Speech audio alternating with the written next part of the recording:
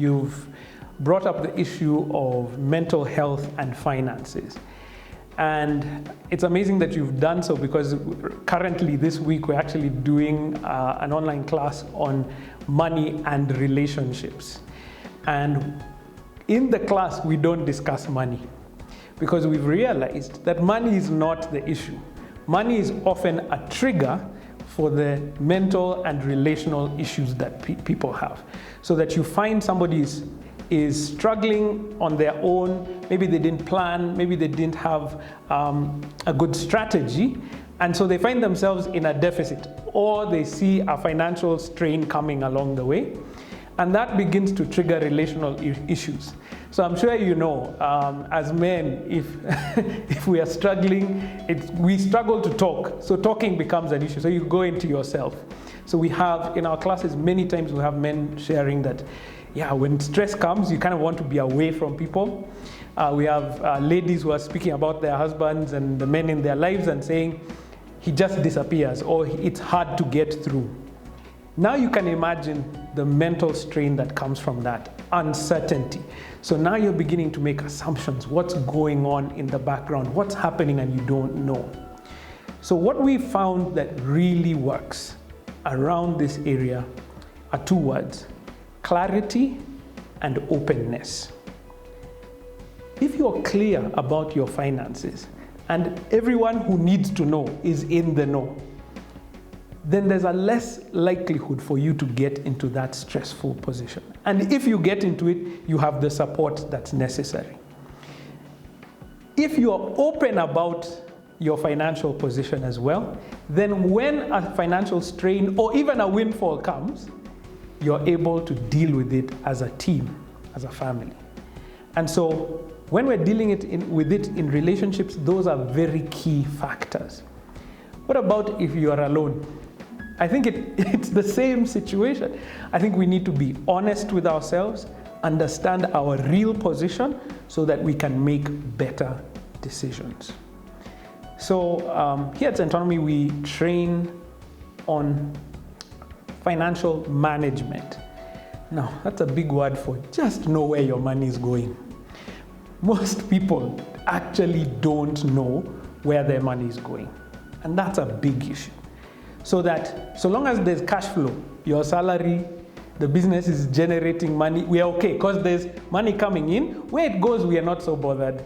We kind of know the big ticket issues. You know your rent, you know the loans that you owe, you know the big issues, but you don't know the small ones. And over time, we've begun to see that is the core of the budgeting and planning process.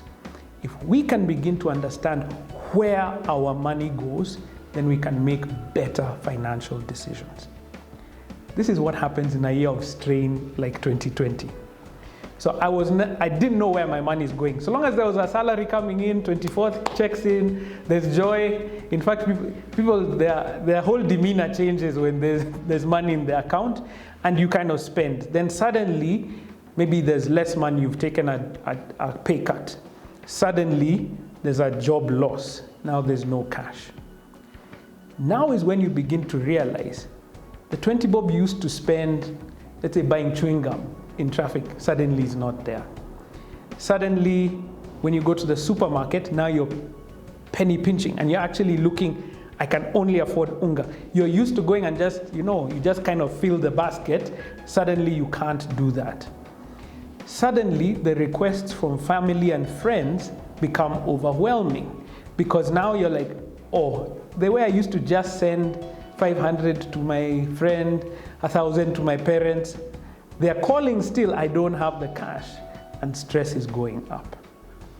If we had known beforehand where our money actually goes, then our budget would be much more clear, and we would be able to handle the strain when it comes. So at Centonomy, we train about budgeting as an ABC process, ABC.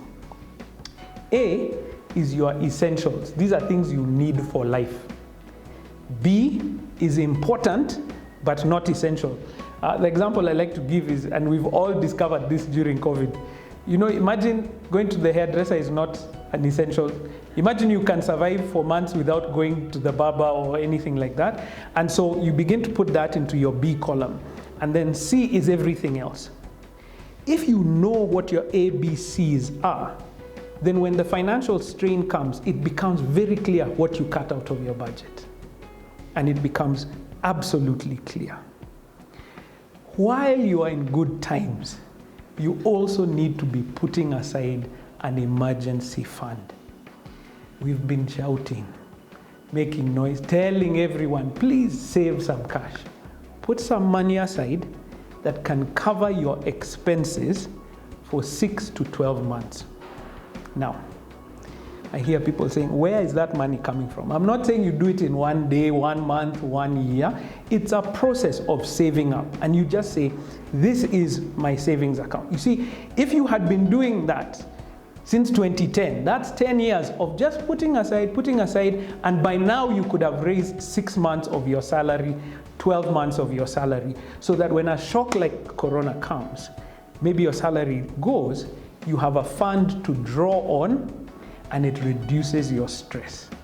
So even in the class, we tell people your emergency fund is not a investment strategy. It's not where your money is going to grow or anything. It's simply for peace of mind. And peace of mind is worth its weight in gold. Because when you're stressed, you make poor decisions. So when you're stressed, you just need the next job. You need the next opportunity that's coming up. So you don't even have the time to look for where's the right place for me to be right now. But if you had 6 to 12 months of your income, you have a moment to, it'll be stressful, yes, but you breathe in and look for the right place for you in that space. The second tool that we use to help people is to put aside what we call an irregular expenses fund. Why is January the worst month for everybody? In fact, we christened it the worst name. I don't know why we would say that. But that's why people say January. January is difficult because a lot of expenses come at the same time. Not that you didn't have the money, it's just that now all the money is required at one time. So to reduce your stress levels, what we suggest is put together an irregular expenses fund. What does that mean? School fees comes irregular. It's not every month. School fees is once every 4 months, 3 months that you're going to do. Instead of waiting for that month, so you have 3 months, separate it into 3, save up. So that by the time the school fees month comes, you have the cash in hand. Things like buying gas. I don't know how it is for you, but gas never seems to finish, like, you know, when your paycheck is there. It usually ends somewhere in the middle of the month. So if you can have some cash that you've put aside, you know it's an irregular expense that is coming, you can plan for it. Your insurance premiums, your club memberships, all those things.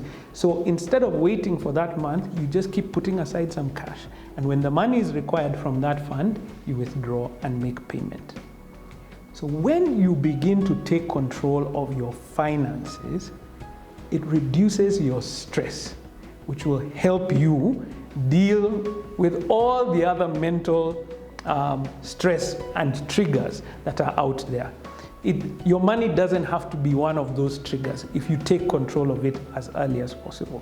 So hopefully those are tools that people can be able to use and begin to work on that will help them reduce stress in times like this.